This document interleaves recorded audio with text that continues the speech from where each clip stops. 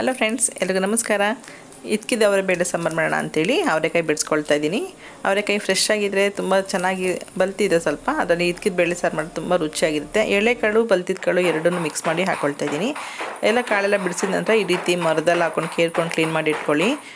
ಗಲೀಜೇನಾದ್ರು ಇದ್ದರೆ ನಿಮಗೆ ನೀಟಾಗಿ ಗೊತ್ತಾಗುತ್ತೆ, ಹುಳ ಇದ್ರೂ ಕೂಡ ಮುಂದೆಗಡೆ ಬಂದುಬಿಡುತ್ತೆ.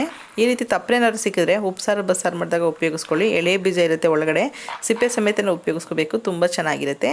ನಾನಿಲ್ಲಿ ಚಿತ್ಕಿದ ಅವರೆಬೇಳೆ ಮಾಡೋದಕ್ಕೆ ಮೊದಲು ಹಸಿ ಕಾಳಿಗೆ ನೀರು ಹಾಕ್ಕೊಂಡು ಒಂದು 7-8 ಗಂಟೆಯಷ್ಟು ನೆನೆಸಿಟ್ಕೊಳ್ತಾ ಇದ್ದೀನಿ. ಆದರೆ ನಾನು ಕಾಯಿ ಬಿಡಿಸಿರೋದು ನೈಟ್ ಆಗಿದೆ, ಹಾಗಾಗಿ ನೀರು ಹಾಕ್ಬಿಟ್ಟು ಮುಳುಗೋಷ್ಟು ನೀರು ಹಾಕ್ಬಿಟ್ಟು ಇಟ್ಕೊಂಡು ಬೆಳಗ್ಗೆ ತಿಂಡಿ ಎಲ್ಲ ಆದಮೇಲೆ ಇದನ್ನು ಈ ರೀತಿ ಬೆರಳುಗಳ ಸಹಾಯದಿಂದ ಪ್ರೆಸ್ ಮಾಡಿದ್ರೆ ನೀಟಾಗಿ ಸಿಪ್ಪೆ ಸಪ್ರೇಟಾಗಿ ಬೇಳೆ ಸಪ್ರೇಟಾಗಿ ಆಗುತ್ತೆ.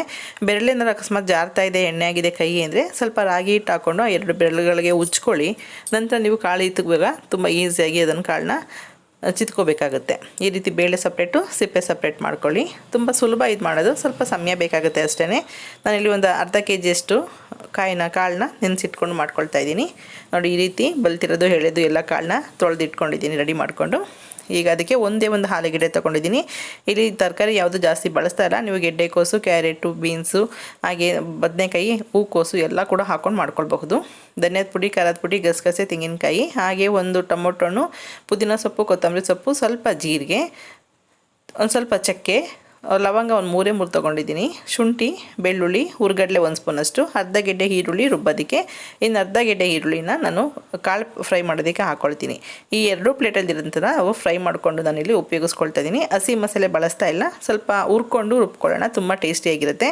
ಒಂದು ಬಾಂಡಿಗೆ 1 ಸ್ಪೂನಷ್ಟು ಎಣ್ಣೆ ಹಾಕ್ಕೊಂಡು ಜೀರಿಗೆ ಹಾಕ್ಕೊಂಡಿದ್ದೀನಿ. ಹಾಗೆ ಶುಂಠಿ, ಬೆಳ್ಳುಳ್ಳಿ, ಚಕ್ಕೆ, ಲವಂಗ, ಈರುಳ್ಳಿ ಎಲ್ಲನೂ ಹಾಕ್ಕೊಂಡು ಎಣ್ಣೆನಲ್ಲಿ ಸ್ವಲ್ಪ ಬಾಡಿಸ್ಕೊಳ್ಳೋಣ. ತುಂಬ ಬಣ್ಣ ಬದಲಾಗೋದು ಬೇಡ, ಸ್ವಲ್ಪ ಬಾಡಿಸ್ಕೊಂಡ್ರೆ ಸಾಕು. ಗಸಗಸೆ ಜೊತೆಗೆ ಸ್ವಲ್ಪ ತೆಂಗಿನಕಾಯಿ ತುರಿ ತೊಗೊಂಡಿದ್ದೀನಿ, ಅದನ್ನು ಕೂಡ ಬಾಡಿಸ್ಕೊಳ್ತಾ ಇದ್ದೀನಿ.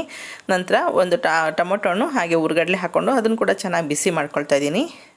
ತುಂಬ ಚೆನ್ನಾಗಿ ಫ್ರೈ ಆಗಬೇಕಂತಿಲ್ಲ, ಚೆನ್ನಾಗಿ ಸ್ವಲ್ಪ ಬಿಸಿ ಆದರೆ ಸಾಕು. ಕೊನೆಯಲ್ಲಿ ಧನಿಯಾದ ಪುಡಿ ಹಾಗೆ ಖಾರದ ಪುಡಿ ಬದಲು ನೀವು ಮೆಣಸಿನ್ಕಾಯಿ ಕೂಡ ಹಾಕ್ಕೊಳ್ಬಹುದು. ನಾನು ಪುಡಿಗಳಿರೋದ್ರಿಂದ ಪುಡಿಗಳನ್ನೇ ಹಾಕ್ಕೊಳ್ತೀನಿ. ಪುದೀನ, ಕೊತ್ತಂಬರಿ ಸೊಪ್ಪು ಹಾಕ್ಬಿಟ್ಟು ಸ್ಟವ್ನ ಆಫ್ ಮಾಡಿಬಿಟ್ಟು ಹಾಗೆ ಇಡೋಣ. ಬಿಸಿಗೇನೆ ಅದು ಫ್ಲೇವರ್ ತುಂಬ ಚೆನ್ನಾಗಿ ಬಿಟ್ಕೊಳ್ಳುತ್ತೆ. ಸ್ವಲ್ಪ ನೀರು ಹಾಕಿದ್ದೀನಿ, ತಣ್ಣೀರನ್ನ ಕುದಿಸೋದಿಲ್ಲ, ಜಸ್ಟ್ ನೀರು ಹಾಕಿ ಬಿಡ್ತಾಯಿದ್ದೀನಿ ಇದೇ ಪಾತ್ರೆಯಲ್ಲಿ.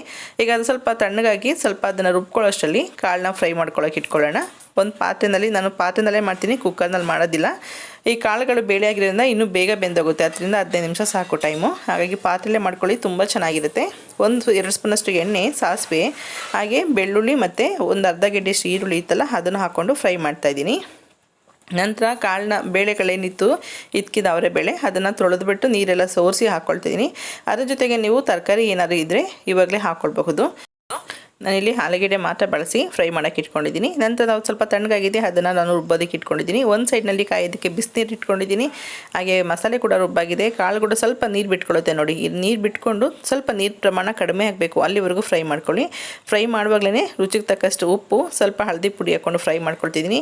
ಸೇಮ್ ಚಿಕನ್ ಸಾಂಬಾರು ಯಾವ ರೀತಿ ಮಾಡ್ತೀರಾ ಅದೇ ರೀತಿ ಇದಕ್ಕೆ ನೀವು ಚಿಕನ್ ಕೂಡ ಫ್ರೈ ಮಾಡಿ ಹಾಕ್ಕೊಳ್ಬಹುದು. ತುಂಬಾ ಚೆನ್ನಾಗಿದೆ ಚಿಕನ್ ಚಿತ್ಕಿದ ಬೇಳೆ ಸಾಂಬಾರು.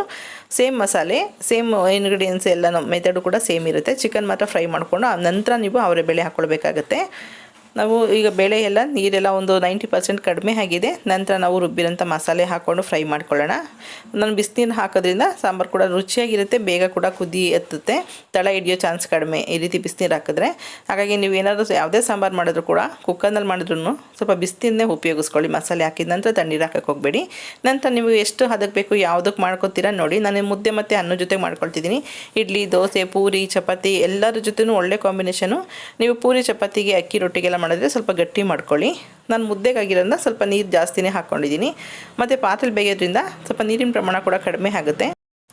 ಈ ಸಾಂಬಾರನ್ನ ಕುಕ್ಕರಲ್ಲಿ ಮಾಡಬೇಕಾದಂಥ ಅವಶ್ಯಕತೆ ಇಲ್ಲ. ಹೊರಗಡೆ ಪಾತ್ರೆನಲ್ಲೇ ಬೇಗ ಬೆಂದೋಗುತ್ತೆ. ನಾವು ಫ್ರೈ ಮಾಡಿದಾಗಲೇ 50% ಬೆಂದಿರುತ್ತೆ. ಇನ್ನು ಮಸಾಲೆ ಹಾಕಿದಾಗ ಒಂದು 50% ಬೆಂದೋಗುತ್ತೆ. ಈ ರೀತಿ ಒಂದು ಅರ್ಧ ಪ್ಲೇಟ್ ಮುಚ್ಚಿ ಅಥವಾ ಒಂದು ಸೌಟ್ ಇಟ್ಬಿಟ್ಟು ಪ್ಲೇಟ್ ಮುಚ್ಚಿ ಇದನ್ನು ಬೇಯಿಸ್ಕೊಳ್ಳಿ. ಯಾವುದೇ ಕಾರಣಕ್ಕೂ ಈ ಮಸಾಲೆ ಉಪ್ಪನ್ನು ಸುರಿಬಾರ್ದು. ಸಿಮ್ ಮಾಡಿಬಿಟ್ಟು ಒಂದು ಸೈಡ್ ಒಂದು ಕಡೆ ಇಟ್ಟರೆ ನೀವು ಮುದ್ದೆ ಅನ್ನ ಮಾಡ್ಕೊಳ್ಳೋಷ್ಟರಲ್ಲಿ ಸಾಂಬಾರು ಕೂಡ ರೆಡಿಯಾಗುತ್ತೆ. ಒಂದು 10-12 ನಿಮಿಷದಲ್ಲಿ ಸಾಂಬಾರು ರೆಡಿಯಾಗಿದೆ. ನೋಡಿ, ಕಾಳು ಕೂಡ ಚೆನ್ನಾಗಿ ಹದವಾಗಿ ಬೆಂದಿರಬೇಕು, ತುಂಬ ಕೂಡ ಬೆಂದೋಗಬಾರ್ದು. ಕುಕ್ಕರ್ನಲ್ಲಿ ಏನಾಗುತ್ತೆ, ಒಂದು ವಿಸಲ್ ತೆಗೆಸೋದಕ್ಕೆ ನಿಮಗೆ ಕಾಳು ತುಂಬಾ ಬೆಂದೋಗುತ್ತೆ ಬೇಳೆ ಆಗಿರೋದ್ರಿಂದ. ಪಾತ್ರೆಯಲ್ಲೇ ಮಾಡ್ಕೊಳ್ಳಿ, ತುಂಬಾ ಅದ್ಭುತವಾಗಿರುತ್ತೆ ಸಾಂಬಾರು, ರುಚಿ ಕೂಡ ಸಖತ್ತಾಗಿರುತ್ತೆ. ನೋಡ್ತಾ ಇದ್ದರೆ ನಿಮ್ಗೆ ನಿಜವಾಗ್ಲೂ ತಿನ್ಬೇಕನ್ನಿಸ್ತಿದೆಯಲ್ಲ. ಬಿಸಿ ಬಿಸಿ ರಾಗಿ ಮುದ್ದೆ ತುಪ್ಪದ ಜೊತೆಗೆ ಈ ಸಾಂಬಾರು ತುಂಬಾ ಒಳ್ಳೆ ಕಾಂಬಿನೇಷನ್ ಅಂತ ಹೇಳ್ಬಹುದು. ಮುದ್ದೆ ತಿಂದಿರೋರು ಕೂಡ ಇಷ್ಟಪಟ್ಟು ತಿಂತಾರೆ ಈ ಸಾಂಬಾರಿನಲ್ಲಿ. ನಾನಿಲ್ಲಿ ಬಿಸಿ ರಾಗಿ ಮುದ್ದೆ ಮಾಡ್ಕೊಂಡಿದ್ದೀನಿ, ಅದ್ರ ಜೊತೆಗೆ ಸ್ವಲ್ಪ ತುಪ್ಪ ಹಾಕ್ಕೊಂಡು ಸರ್ವ್ ಮಾಡ್ತಾಯಿದ್ದೀನಿ. ನೋಡಿರಲ್ಲ ಎಷ್ಟು ಸಿಂಪಲಾಗಿ ಮಾಡಬಹುದು ಅಂತ. ಈ ಅದ್ಭುತವಾದಂಥ ಸಾಂಬಾರನ್ನ ಅವರೆಕಾಳು ಸೀಸನ್ ಮುಗಿಯೋಷ್ಟರಲ್ಲಿ ಮಾಡ್ಕೊಳ್ಳಿ. ಈ ಬೇಳೆಗಳನ್ನ ಮಾಡಿದಾಗ ಜಾಸ್ತಿ ಇದ್ದರೆ ಬಿಸಿಲಲ್ಲಿ ಒಣಗಿಸಿ ಸ್ಟೋರ್ ಮಾಡಿಕೊಂಡು ಇದೇ ಥರ ಬಿಸಿಲಲ್ಲಿ ನೆನೆಸಿ ಕೂಡ ಮಾಡ್ಕೊಳ್ಬಹುದು. ಓಕೆ ಫ್ರೆಂಡ್ಸ್, ಈ ವಿಡಿಯೋ ಇಷ್ಟ ಆಯ್ತು ಅಂತ ಅಂದ್ಕೊಳ್ತೀನಿ. Okay, bye, thank you.